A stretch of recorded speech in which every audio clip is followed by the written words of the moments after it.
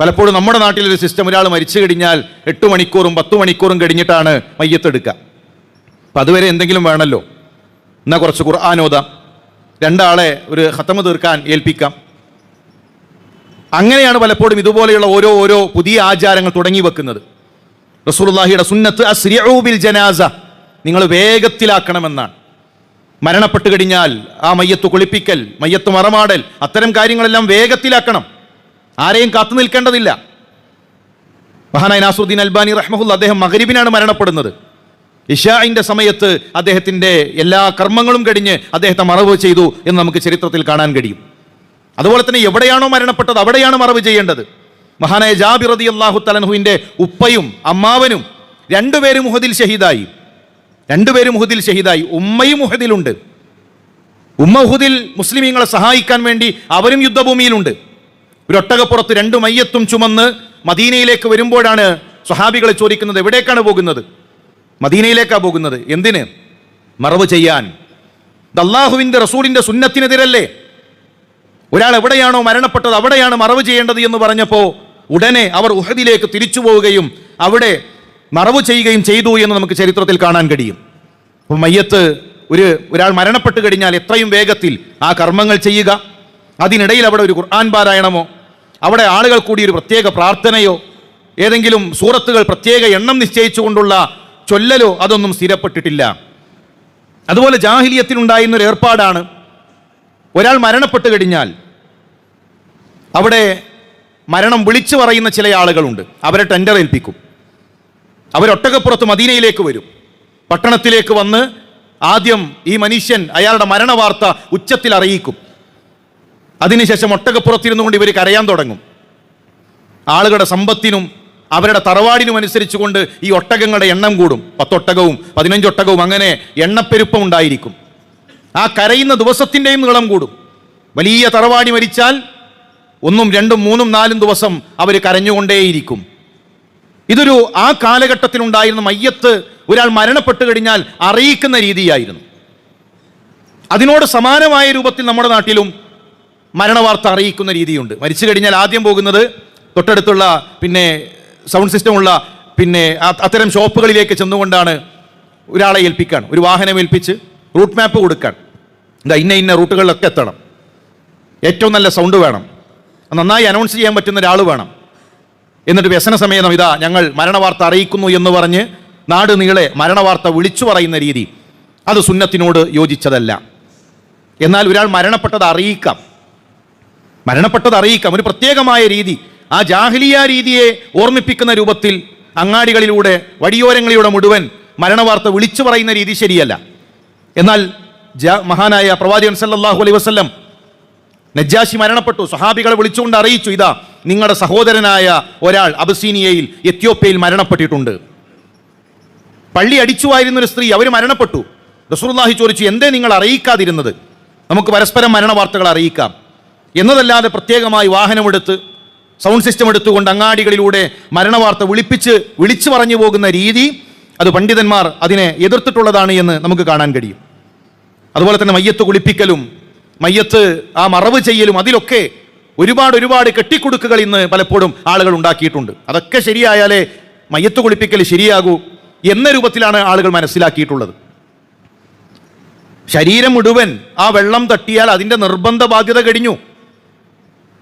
നമ്മൾ ജനാബത്ത് കുളിക്കുകയാണെങ്കിൽ തന്നെ ഒരു ജനാബത്ത് കുളിയിൽ ഒരാൾ ഷവർ തുറന്ന് അതിൻ്റെ താഴെ നിന്നു, ഞാൻ ജനാബത്തിൽ നിന്ന് ശുദ്ധിയാകുന്നു എന്ന നിയ്യത്തിൽ അയാളുടെ ശരീരം മുഴുവൻ നനഞ്ഞു കഴിഞ്ഞാൽ നിർബന്ധമായ ജനാബത്ത് കുളി കഴിഞ്ഞു, അയാൾ ജനാബത്തിൽ നിന്ന് ശുദ്ധിയായി. എന്നാൽ അതിൻ്റെ ഒരു കാമിലായ പൂർണ്ണമായ രൂപം അത് റസൂലുള്ളാഹിൽ ഹദീസുകൾ നമുക്ക് വേറെയും കാണാൻ കഴിയും. അതിൻ്റെ അർത്ഥം അങ്ങനെ ചെയ്താൽ മാത്രമേ ശുദ്ധിയാകൂ എന്നല്ല. മയ്യത്ത് കുളിപ്പിക്കുന്ന വിഷയത്തിലും അങ്ങനെ തന്നെയാണ്. മുഴുവൻ ഭാഗങ്ങളിൽ വെള്ളം തട്ടിക്കഴിഞ്ഞാൽ അത് ഗുസ്ൽ കുളിയായി കഴിഞ്ഞു, കുളിയായി പരിഗണിക്കും. അതുപോലെ തന്നെ മറവ് ചെയ്യുന്നതിലും മഹാനായ മുസ്അബ് റളിയല്ലാഹു തആല അൻഹു, റസൂലുള്ളാഹി എങ്ങനെയാണ് മറവ് ചെയ്തത്? എടുത്തൊരു തുണി മാത്രമാണുള്ളത്, ധരിച്ച ഒരു തുണി മാത്രമാണുള്ളത്. തുണി തികയാതെ വന്നപ്പോൾ ഇതാ പുല്ല് കെട്ടി, ബാക്കി ഭാഗം നിങ്ങൾ കാലിൽ പുല്ല് കെട്ടിയിട്ട് മറവ് ചെയ്യണം എന്നാണ് പ്രവാചകൻ സല്ലല്ലാഹു അലൈഹി വസല്ലം തങ്ങൾ പഠിപ്പിച്ചത്.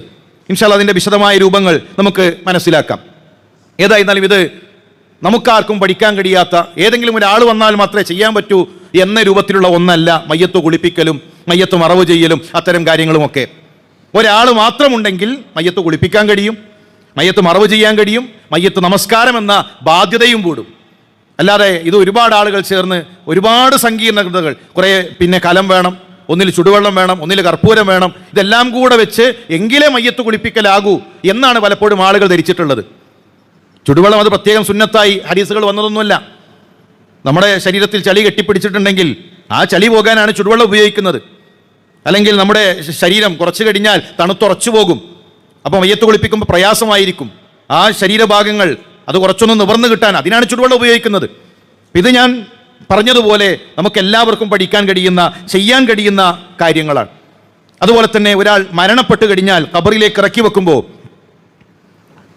ചില ഉസ്താദുമാർ വരും, എന്നിട്ട് ആ മീസാൻ കല്ലിൻ്റെ അരികിലിരുന്നു കൊണ്ട് പിന്നീട് ഉത്തരം പറഞ്ഞു കൊടുക്കുന്ന ഏർപ്പാട്, തെൽക്കിൻ ചൊല്ലി കൊടുക്കുക എന്നാണ് നമ്മുടെ നാട്ടിൽ പറയാം. നോക്കൂ പ്രിയമുള്ള സഹോദര, അള്ളാഹുവിൻ്റെ റസൂൽ സല്ലല്ലാഹു അലൈഹി വസല്ലം തങ്ങളുടെ ചരിത്രത്തിൽ എത്രയെത്ര മരണങ്ങൾ നടന്നു, എത്രയെത്ര യുദ്ധങ്ങൾ, എത്രയെത്ര സ്വഹാബാക്കൾ.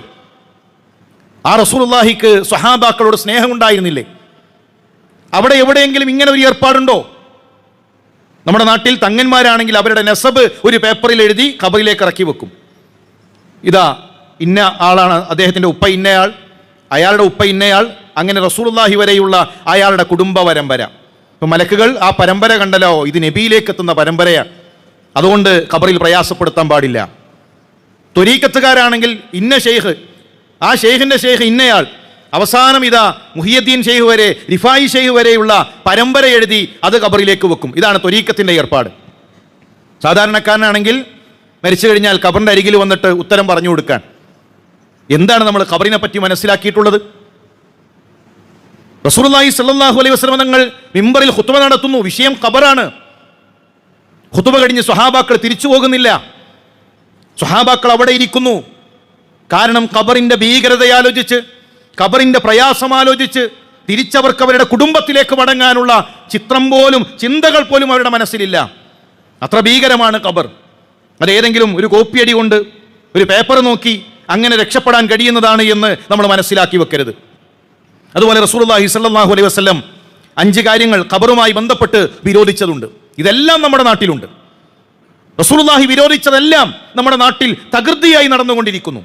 നഹാ റസൂലുള്ളാഹി അൻ യുജസ്സസൽ ഖബർ, അല്ലാഹുവിൻ്റെ റസൂൽ ഖബറിൽ കുമ്മായമിടൽ അല്ലാഹുവിൻ്റെ റസൂൽ വിരോധിച്ചു. ഖബറിൽ കുമ്മായമിടരുത്. ഖബർ കെട്ടിപ്പൊക്കി പച്ചപൂശി, ചിലയിടങ്ങളിൽ ചുവന്ന നിറം പൂശി, പല വർണ്ണങ്ങൾ പൂശി, അതിന് മുകളിൽ പട്ടുവിരിച്ച് എത്രയെത്ര ഖബറുകളാണ് നമ്മുടെ നാട്ടിൽ. ഖബറിന്മേൽ കുമ്മായമിടുന്നത് അല്ലാഹുവിൻ്റെ റസൂൽ വിരോധിച്ചു. വയുഖദ അലൈഹി, ഖബറിന്മേൽ ഇരിക്കരുത്. ചില നാടുകളിൽ കത്തപ്പുര എന്ന് പറയും. ഖബറിന്റെ മുകളിൽ ഒരു വീടുണ്ടാക്കി അതിൻ്റെ മുകളിൽ ഇരുന്ന് ഖുർആൻ ഓതുകയാണ്. 40 ഖത്തം നേർച്ചയാക്കിയവർ, 1 ഖത്തം നേർച്ചയാക്കിയവർ ഖബറിന്റെ മുകളിൽ പെരകെട്ടിയുണ്ടാക്കി അതിൻ്റെ മുകളിൽ ഇരുന്ന് ഖുർആൻ ഓതുന്നു. വയുബ്ന അലൈഹി, ഖബറിന്മേൽ ഇടുപ്പുണ്ടാക്കരുത്. സാധാരണക്കാരന്റെ ഖബർ പോലും ഇന്ന് മോടി കൂട്ടുകയാണ്. മദ്ഹബിൽ എന്താണ് നമുക്ക് കാണാൻ കഴിയുന്നത്? ആ ഖബർ കുടിക്കാനെടുത്ത മണ്ണല്ലാത്ത മറ്റു മണ്ണ് ഉപയോഗിക്കുന്നത് പോലും നമ്മുടെ മുൻഗാമികൾ അവരിഷ്ടപ്പെട്ടില്ല. ഇന്ന് പ്രത്യേകം മണ്ണ് കൊണ്ടുവന്നിറക്കാൻ, എന്നിട്ട് അതിന് ചുറ്റും പ്രത്യേകമായ കല്ലുകൾ വെച്ച് കെട്ടി, ഉപ്പാന്റെ ഖബറല്ലേ, കുറച്ച് ഒരു ബഹുമാനാകാം, ഒരു ആദരവാകാം എന്ന് കരുതി ആ ആദരവിന്റെ പേരിൽ, ബഹുമാനത്തിന്റെ പേരിൽ ഖബർ അത് അലങ്കരിച്ച് പല രൂപത്തിലേക്ക് മാറ്റുന്നു. റസൂലുള്ളാഹിയുടെ കാലത്ത് ഖബർ എങ്ങനെയാണ്? പ്രത്യേകമായ മീസാൻ കല്ലുണ്ടോ? ഖബറാണെന്ന് തിരിച്ചറിയാൻ ഒരു കല്ല് അവർ നാട്ടി. ഖബറാണെന്ന് തിരിച്ചറിയാൻ ഒരു ഭാഗത്ത് ഒരു മരം, ഒരു ചെറിയ കമ്പ്, അതെന്താണോ ഉള്ളത് അതവർ നാട്ടി. ഒരു കമ്പ് അല്ലെങ്കിൽ ഒരു കല്ല് ഇതാ ആളുകൾ ചവിട്ടരുത്, ഒരു ഖബറുണ്ട് എന്ന് മനസ്സിലാക്കണം, അത്രയേ ഉള്ളൂ. ഇന്ന് പ്രത്യേകമായ മീസാൻ കല്ല്, അതിൽ 786. ഈ 786 ഇസ്ലാമും തമ്മിൽ എന്തു ബന്ധമാണുള്ളത്? ഇസ്ലാമിൽ അങ്ങനെ 786 എന്ന അക്കത്തിന് പ്രത്യേകമായൊരു പുണ്യം എവിടെയും നമുക്ക് കാണാൻ കഴിയില്ല. ആ 2 ഭാഗത്തും പ്രത്യേകമായ ചെടി കുത്തിവെക്കുന്നു. മയ്യത്ത് കൊണ്ടുപോകുമ്പോൾ തന്നെ വീട്ടിൽ നിന്ന് നല്ല ചെടി എടുത്തിട്ടാണ് ആളുകൾ പോകുന്നത്. റസൂലുള്ളാഹിയുടെ ചരിത്രത്തിൽ ഒരു തവണയാണ് ആ ഒരു കമ്പെടുത്ത രംഗം നമുക്ക് ചരിത്രത്തിൽ കാണാൻ കഴിയുന്നത്. അതും മരണപ്പെട്ട് ഖബറിന്റെ നിർമ്മാണത്തിന്റെ വേളയിലല്ല, ഒരു യാത്രയിൽ 2 ഖബറിനരികിലൂടെ റസൂലുള്ളാഹി നടന്നുപോയി. സ്വഹാബികളോട് പറഞ്ഞു, ഇതാ ഈ 2 പേർ ഖബറിൽ ശിക്ഷ അനുഭവിക്കുകയാണ്.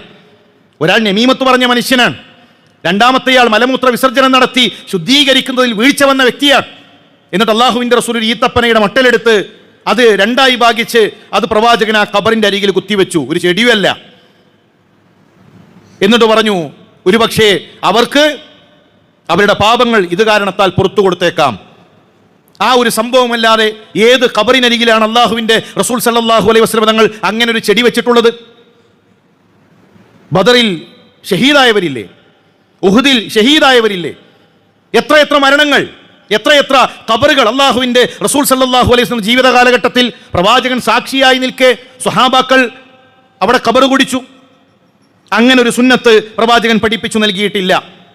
അതുപോലെ തന്നെ ഔ യുക്തബ അലൈഹി, ഖബറിന്മേൽ എഴുതുന്നത്, പേരെഴുതി വെക്കാൻ, പേരും ജനനത്തീയതിയും മരണത്തീയതിയും എല്ലാം ഖബറിന്മേൽ കൊത്തിവെക്കുന്നു.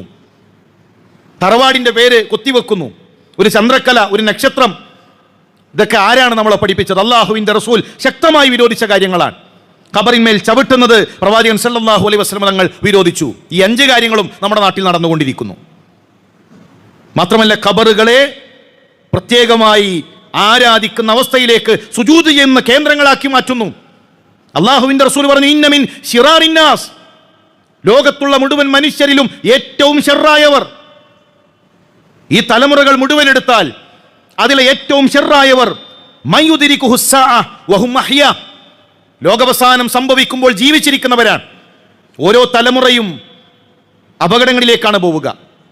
ഈ തലമുറയേക്കാൾ കൂടുതൽ അപകടങ്ങൾ, പിഴവുകൾ അടുത്ത തലമുറയിലുണ്ടാകും. ലോകാവസാനത്തെ കണ്ടുമുട്ടുന്ന ആ തലമുറ അവരായിരിക്കും ഏറ്റവും ഷർറിലുള്ളവർ. രണ്ടാമതെന്താ അല്ലാഹുവിൻ്റെ റസൂൽ പറഞ്ഞത്? വമൻ യത്തഖിദുൽ ഖുബൂറ മസാജിദ, ഖബറുകളെ സുജൂദ് ചെയ്യുന്ന കേന്ദ്രമാക്കി മാറ്റുന്നവർ. എത്രയെത്ര ഖബറുകളിലാണ് സുജൂദ് നടക്കുന്നത്?